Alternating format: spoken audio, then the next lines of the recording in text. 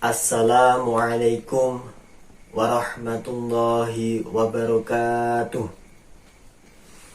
Alhamdulillahi rabbil alamin.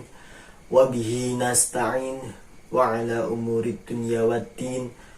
Wassalatu wassalamu ala ashrafil anbiya wal mursalin, sayyidina wa maulana Muhammadin wa ala alihi wa sahbihi ajma'in.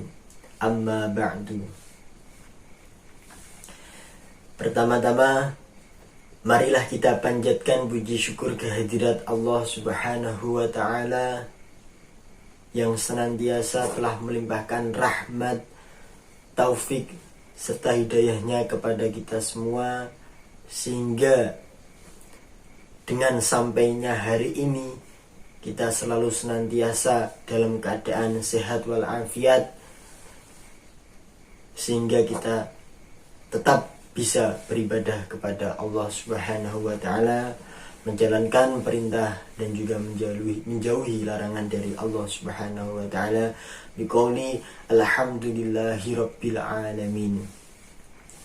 Kedua kalinya sholawat serta salam tak lupa kita haturkan kepada junjungan kita Nabi Agung Nabi Muhammad Sallallahu Alaihi Wasallam, yang mana nantinya kelak di yaumil kiamah kita mendapatkan label atau mendapatkan dianggap sebagai umat daripada Nabi Muhammad Sallallahu Alaihi Wasallam, mendapatkan pertolongan, mendapatkan syafaat dari Nabi Muhammad Sallallahu Alaihi Wasallam, biqauli Allahumma sholli ala sayyidina Muhammad wa ala ali sayyidina Muhammad.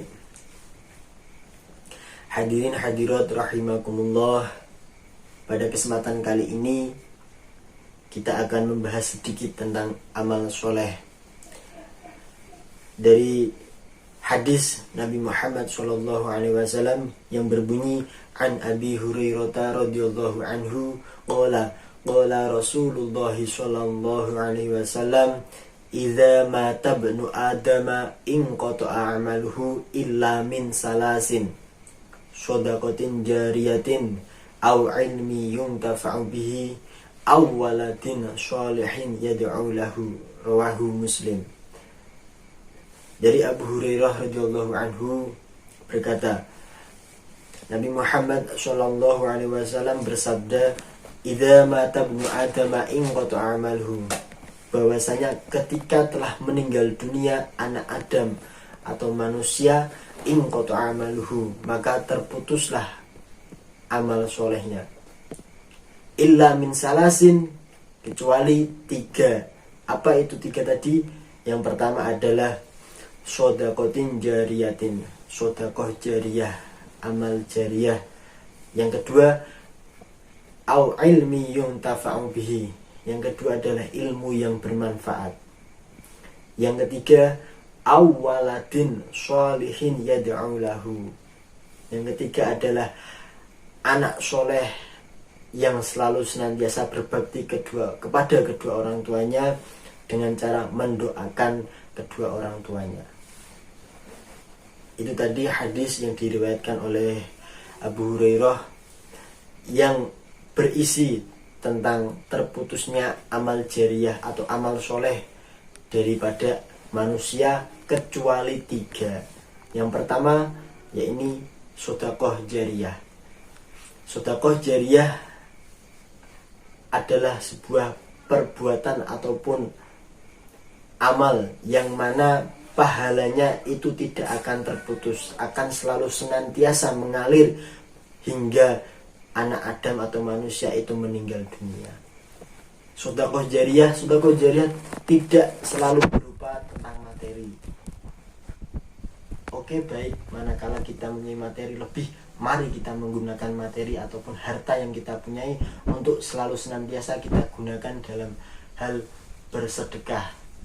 Karena nantinya ketika memang harta yang kita miliki, yang kita punya, ketika kita menggunakannya untuk sedekah, untuk sedekah, maka pahala tersebut tidak akan pernah terputus.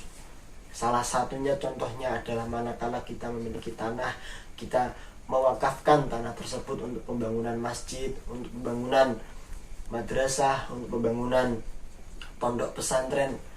Lah dari tanah tersebut yang dimanfaatkan, lah ini yang dimanfaatkan untuk kebaikan, nantinya itu akan tumbuh pahala-pahala yang senantiasa mengalir kepada orang yang telah mewakafkan tanah tersebut. Itu manakala ketika kita mempunyai harta. Lalu bagaimana ketika kita tidak mempunyai harta? Kita bisa bersedekah, kita bisa berbuat baik dengan menggunakan tenaga yang kita miliki. Salah satu contohnya adalah manakala kita berpapasan dengan seseorang yang sedang kesusahan di jalan, sedang mengalami motor mogok.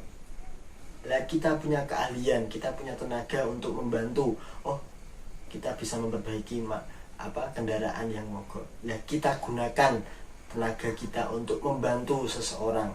Itulah salah satu contoh daripada manakala kita tidak mempunyai materi lebih. Syukur-syukur ketika kita mempunyai materi, ya bisa dikatakan bahwasanya itu tidak banyak, kita bisa menyisihkan sebagian harta kita untuk bersedekah, itu malah lebih bagus. Manakala memang ketika kita diberi Allah Subhanahu wa taala harta yang cukup, yang mana daripada tadi kelebihan harta tadi yang kita miliki, kita bisa menyedekahkan kepada orang yang membutuhkan, sehingga nanti harta yang telah kita sedekahkan bisa bermanfaat kepada orang lain. Itu salah satu syarat daripada sedekah jariah yang tidak bisa terputus, yakni bisa memberikan kemanfaatan kepada orang lain. Yang kedua adalah ilmu yang bermanfaat. Nah, ini ilmu yang bermanfaat inilah, jadi ketika memang kita dikaruniai ataupun diberi anugerah oleh Allah Subhanahu wa taala berupa ilmu yang banyak, ilmu yang yang sampai ilmu jenis A sampai Z kita kuasai, kita miliki, jangan segan-segan ataupun jangan eman-eman kita memberikan ataupun membantu orang lain yang mana dalam hal segi keilmuannya belum sepenuhnya bisa ataupun belum sepenuhnya mampu. Kita bisa membantu orang lain dari segi ilmu yang kita miliki. Nah, ini salah satu yang mana ilmu yang bermanfaat adalah ilmu yang bisa diamalkan atau ditularkan kepada orang lain. Ini jadi jangan sampai kita eman-eman, jangan sampai kita pendam sendiri ilmu yang telah kita pelajari, yang telah kita miliki. Jadi ketika salah satu ciri daripada ilmu yang bermanfaat adalah ilmu yang telah diamalkan oleh si pemilik dan juga ilmu yang telah diberikan kepada orang lain. Itu salah satu ciri daripada ilmu yang bermanfaat. Yang ketiga adalah salah satu hal yang penting juga untuk sangu ataupun untuk persediaan kita ketika nanti kita menghadapi di akhirat nanti. Nah, ini yang ketiga adalah awwaladin sholihin yad'u lahu, yakni anak soleh, anak yang berbakti kepada kedua orang tuanya, yang tidak hanya berbakti ketika di masa hidup kedua orang tuanya saja, akan tapi juga berbakti sampai telah wafat kedua orang tuanya. Dengan cara apa kita berbakti ketika orang tua telah wafat? Yakni mendoakan kedua orang tua kita yang telah wafat. Nah, ini jangan sampai kita sebagai anak yang telah ditinggal oleh orang tua, salah satu orang tua ataupun kedua orang tua kita, kita jangan sampai melupakan jasa ataupun segala jerih payah dari orang tua untuk selalu memberikan yang terbaik kepada anak-anaknya.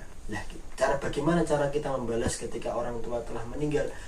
Ya, kita mendoakan kedua orang tua kita agar diampuni dosa-dosanya oleh Allah Subhanahu wa taala, diterima amal baiknya oleh Allah Subhanahu wa taala sehingga masuk ataupun sehingga menjadi min ahli jannah. Amin Allahumma amin.